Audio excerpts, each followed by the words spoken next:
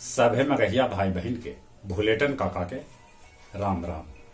आथी मगहिया खबर में सुनथी देश दुनिया के खबर। आज 25 दिसंबर बड़ा दिन है अपने सभे के मेरी क्रिसमस।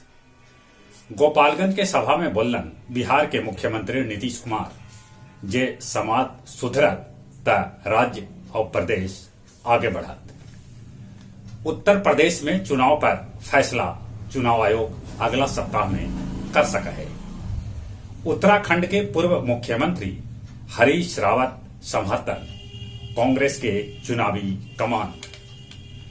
ओमिक्रॉन के दिखाई मध्य प्रदेश के बाद महाराष्ट्र, गुजरात, हरियाणा, उत्तर प्रदेश में भी रात के कर्फ्यू लगवा देवल गए। राज्य भर के 55,000 कुइया के उड़ाही 5 जनवरी से करावल जाए। एगो कुइया पर सरकार खर्च कर 62,000 रुपया। निर्मली सरायगढ़ खंड पर 86 बच्छर बाद दौड़ल रेलगाड़ी। छपरा रेल अधीक्षक रामाधार सिंह के 3 गो ठिकाना पर छापामारी कैल गए, जेकरा में 19 लाख नगद, सोना चांदी के बिस्कुट, 2 करोड़ के जमीन के कागजात के पता चलल। वायुसेना के मिग विमान राजस्थान के जैसलमेर में दुर्घटनाग्रस्त हो गए। विंग कमांडर के होयल मौत। नेपाली प्रधानमंत्री देवबा जनवरी में भारत आ सका था। कोरोना के चलते दुनिया के 3,000 उड़ान रद्द कर देवल गए।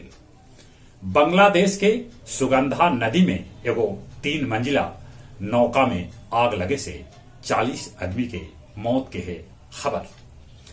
दक्षिण कोरिया के पूर्व राष्ट्रपति पार्क गेउन हे जौन जेल में सजाए काट रहलन हल, उनकरा माफी दे देवल गए है। चीन के मदद से सऊदी अरब बना रहा है मिसाइल।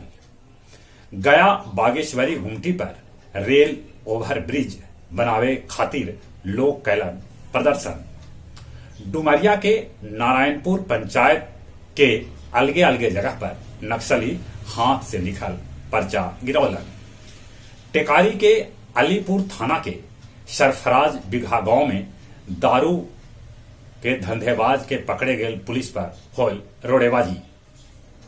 बांके बाजार के टणमा पंचायत के सिंहपुर गांव में खरिहान में आग लगे से धान के 500 बोझा जर के खाक हो गए। मध्य विद्यालय दुब्बा गुरुआ गया के मास्टर मुन्ना रजक के खाता से साइबर गिरोह के सदस्य उड़ौलन 1,04,000 रुपया। और अब कुछ खेल के समाचार। विजय हरारे ट्रॉफी के फाइनल तमिलनाडु और हिमाचल प्रदेश के बीच खेलल जाए।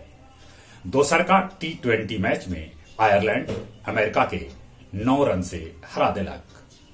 हरभजन सिंह क्रिकेट के सभी फॉर्मेट से कैलन संन्यास के घोषणा।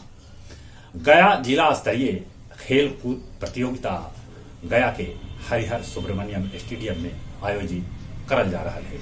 जहां तक मौसम के सवाल है, मौसम विभाग सूचना दिलक है कि 1-2 रोज में पानी बरस सका है, शीत भी पड़ सका है, ठंडा बढ़ते।